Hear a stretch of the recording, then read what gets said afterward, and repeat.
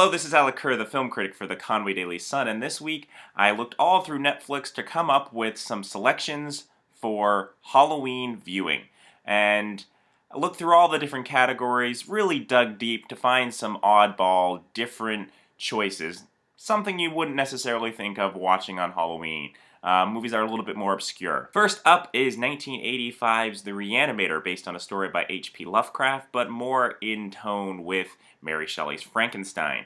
This is an immensely gory film, but also a lot of fun, very silly, and just features a fantastic central performance by Jeffrey Combs as a medical student who has found the ability to reanimate dead tissue with disastrous results. The best bit is he reanimates the decapitated head of a rival professor.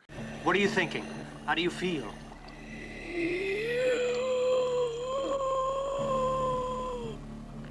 You never get credit for my discovery. Who's going to believe a talking head get a job in a sideshow? Next up is Return of the Killer Tomatoes from 1988, a sequel to the cult classic Attack of the Killer Tomatoes from 1978.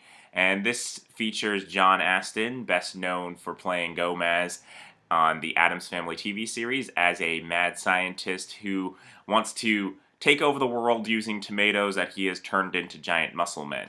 And there's also an early appearance by George Clooney. I think this was only his second film. And in this scene, he is doing a bit on product placement that is actually very similar to a routine that appeared in Wayne's World 4 years later. How you doing? Just fine. What can I get for you there? Well, I'm kind of thirsty. I wonder if you got something I can drink. Kind of thirsty. I'll tell you, when I'm thirsty, I go out and I get myself a Pepsi Cola. Wow, a Pepsi Cola. Yeah, you know, it's the choice of a new generation. Well, groovy, but I'm a little hungry, too. Kind of hungry, I'll something tell to you. Well, when I get a little hungry, I go out, I pick myself up a Nestle's Crunch Bar. Yeah, it scrunches when it crunches. Wow, I'd heard that.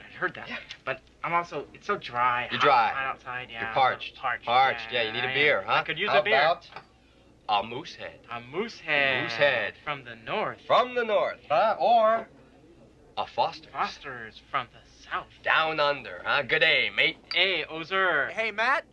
Hey, Chad. How about a Crest? Next up is Killer Klowns from Outer Space, and the title pretty much sums up what the movie is. Aliens from outer space that look like clowns come to take over the world, and they have all sorts of odd clown-like abilities, like using shadow puppetry to eat people.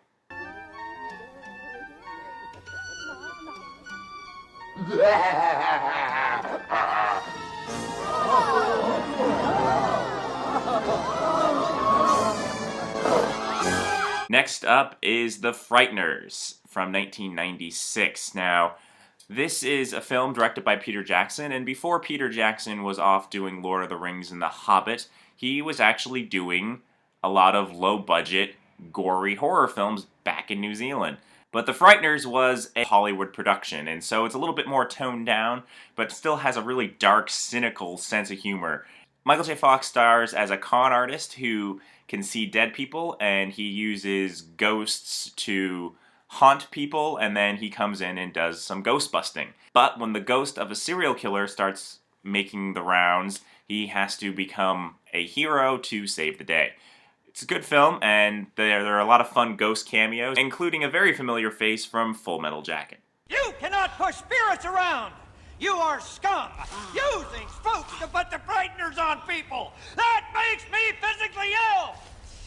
We got a lot of lowlifes around here, and I will provide an armed response at the first sign of trouble! They must be contained!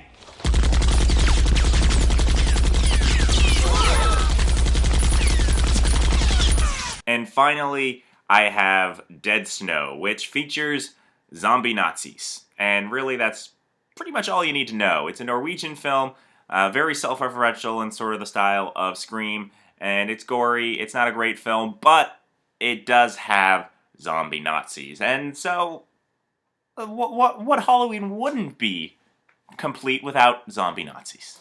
So those are my kind of off-the-wall selections for Halloween viewing on Netflix. If you have any ideas, leave a comment below or video response. And come back next week for another Real Thoughts.